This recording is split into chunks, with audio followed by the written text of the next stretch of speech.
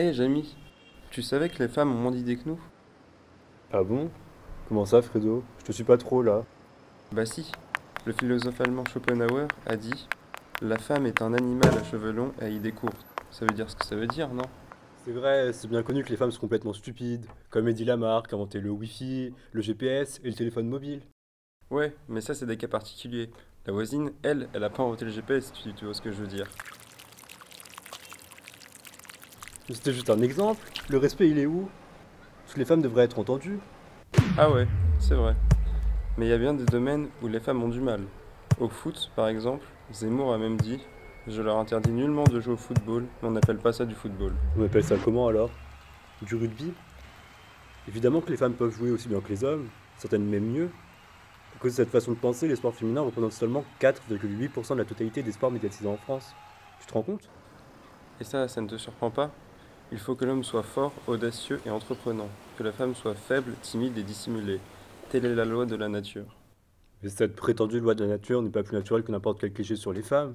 Si l'homme était aussi fort que tu sembles le penser, il devrait donc pouvoir endurer les pires douleurs créées par la nature. Tu crois pas? Sûrement, pourquoi? Tu ne penses que ce n'est pas le cas? Si tu prends l'accouchement par exemple, il a été prouvé scientifiquement que les hommes ne supporteraient pas une telle douleur.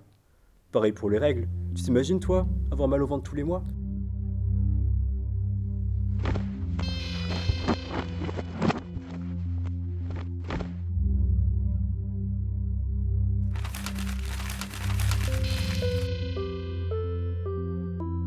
C'est sans doute pour ça qu'elle pleure plus que nous.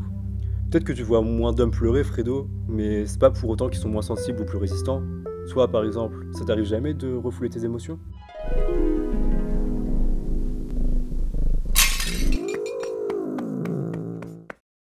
Ah si.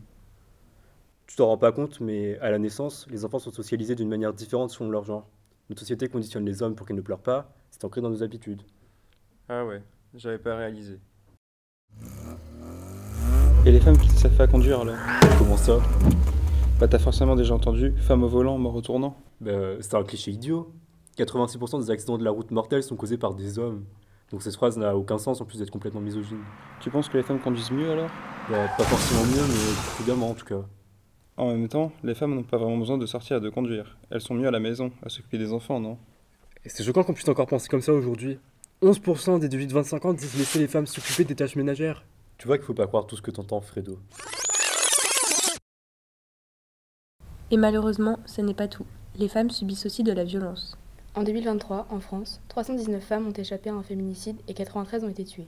Plus de 70% des plaintes pour viol sont classées sans suite. En 2018, les femmes gagnent en moyenne 20,3% de moins que les hommes.